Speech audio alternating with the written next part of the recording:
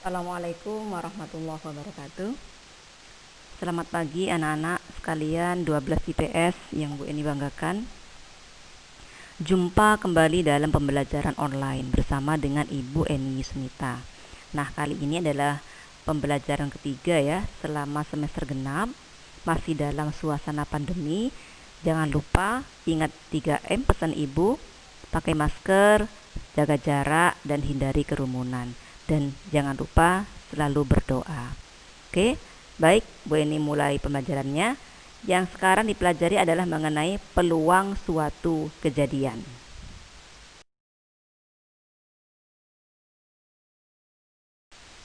Ya, sebelum kalian belajar mengenai peluang suatu kejadian, ini ada beberapa istilah yang harus kalian pahami terlebih dahulu. Ya, yang pertama yaitu mengenai percobaan. Nah, setiap percobaan yang kita lakukan pasti mempunyai kemungkinan hasil atau peristiwa yang akan terjadi. Nah, hasil dari setiap percobaan ini yang secara pasti kan sulit kita tentukan, seperti melempar sebuah keping uang logam.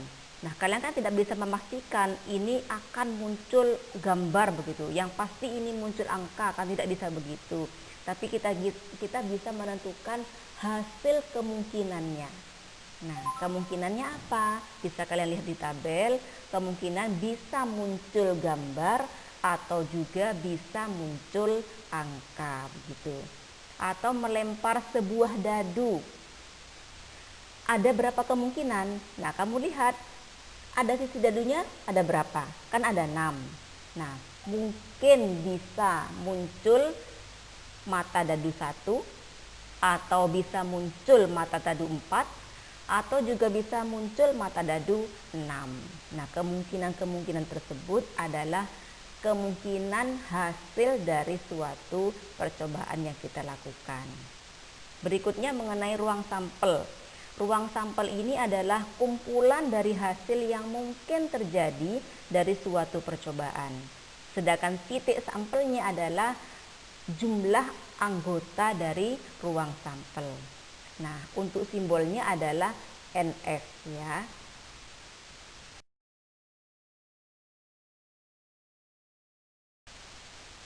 Bu ini contohkan untuk ruang sampel supaya kalian bisa lebih memahami beserta titik sampelnya. Di sini ada 3 buah koin dilempar sebanyak 1 kali.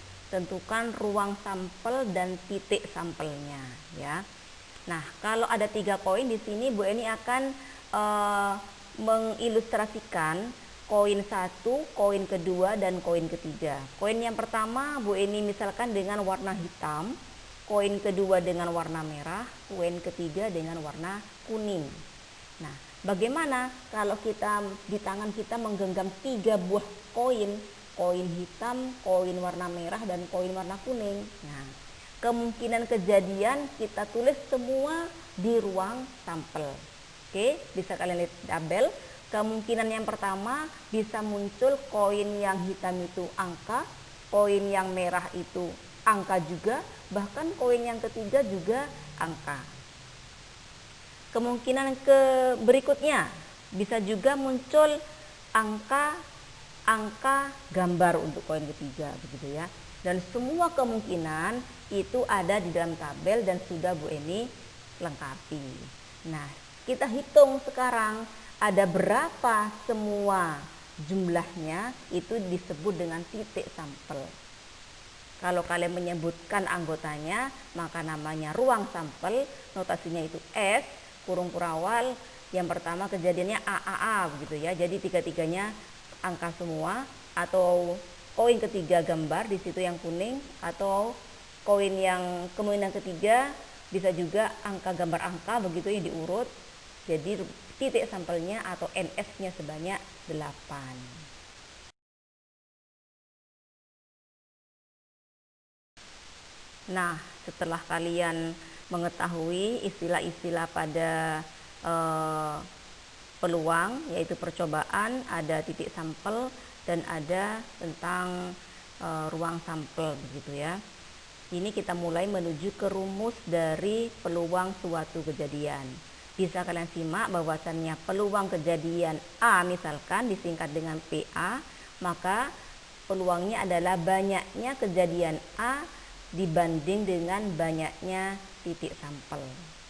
Sebagai contoh supaya kalian tidak bingung, sebuah dadu dilempar 1 kali, peluang munculnya bilangan prima adalah, yang pertama kita tentukan adalah kita menentukan ruang sampelnya dulu. 1 buah dadu di situ kan sisinya ada 6.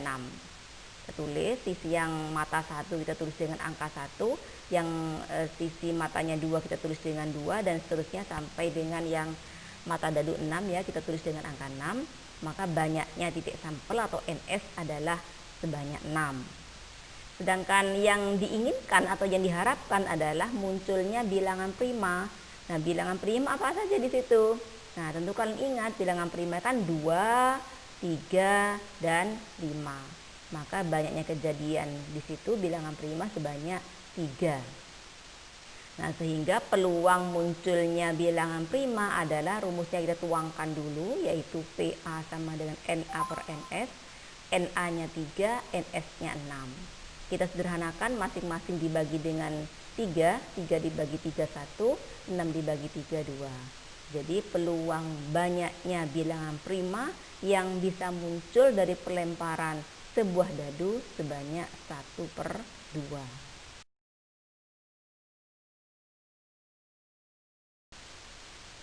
Nah, setelah kalian belajar peluang suatu kejadian, yang berikutnya yang akan kalian pelajari adalah peluang komplement dari suatu kejadian.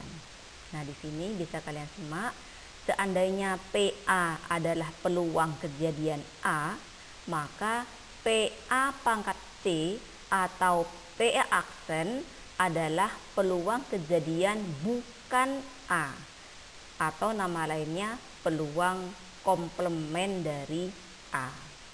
Nah, ini rumusnya. Kisaran nilai peluang ya, peluang A ditambah dengan peluang bukan A, nilainya adalah 1. Sehingga kalau dipindah ruas, peluang yang bukan A sama dengan 1 dikurangi peluang A. Nah, untuk lebih memahami apa yang dimaksud dengan peluang komplement, kalian simak contohnya ya. Di sini Bu Eni contohkan peluang Rina lulus ujian matematika adalah 0,89.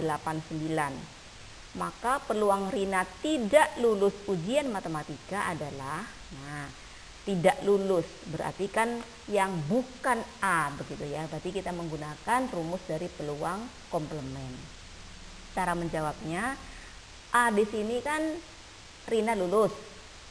Peluangnya adalah 0,89. Otomatis kalian mencari peluang kejadian yang bukan A. Rumusnya kita tuang dulu. PA pangkat T sama dengan 1 dikurangi PA. PA-nya adalah 0,89. Berarti 1 dikurangi 0,89 nilainya adalah 0,11. Jadi peluang Rina tidak lulus ujian matematika adalah 0,11.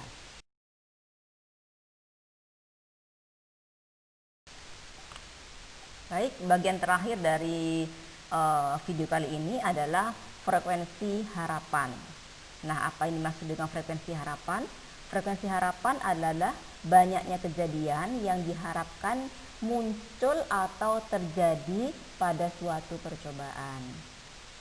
Nah, jika suatu percobaan dilakukan sebanyak N kali dan nilai kemungkinan terjadi kejadian A setiap percobaan adalah P, maka frekuensi harapan kejadian A bisa ditulis dengan rumus frekuensi harapan A atau disingkat dengan FHA sama dengan N kali peluang A. N itu banyaknya yang diharapkan. Oke, supaya lebih memahami apa yang dimaksud dengan frekuensi harapan, simak contoh berikut ini. Sebuah dadu dilempar sebanyak 120 kali, maka frekuensi harapan munculnya mata dadu faktor dari 6 adalah, nah, yang pertama seperti biasa ya, kita menentukan ruang sampelnya dulu. Satu dadu itu ruang sampelnya ada 6, karena sisinya ada 6 ya, sisi mata dadu 1 sampai dengan sisi mata dadu 6, berarti titik sampelnya atau NS sebanyak 6. Berikutnya kejadian faktor dari 6 atau kejadian A begitu ya. Faktor dari 6 apa saja? 6 faktornya itu kan 1 bisa, 2 juga bisa, 3 bisa, 6 sendiri juga bisa. Nah, ada berapa banyaknya? Berarti NA-nya ada 4. Kemudian yang diharapkan sebanyak 120 kali pelemparan. Berarti N-nya di situ 120 kali. Nanti tinggal kita ngalihkan dengan hasil peluangnya ya. Kita tuliskan frekuensi harapan kejadian A sama dengan N dikali PA. PA-nya dari mana? PA-nya kan banyaknya faktor dari 6. Tadi kan 4 ya. Dari semua keseluruhan dari 6. Berarti 4/6. Kita sederhanakan sama-sama dibagi 2. 4 dibagi 2 3. 4 dibagi 2 itu 2. 6 dibagi 2 3. Jadi peluang kejadian A 2/3. Kita kalikan dengan 120. Jadi kita tinggal mengalihkan dengan banyaknya kali pelemparan. Karena di situ 120 yang diminta soal, kita tinggal ngalihkan peluangnya dengan 120, hasilnya adalah 80. Nah, demikian anak-anak sekalian pada video ketiga kali ini. Jika ada kesulitan, monggo ditanyakan di WA grup kelas masing-masing ya. Bu Eni akhiri. Wassalamualaikum warahmatullahi wabarakatuh.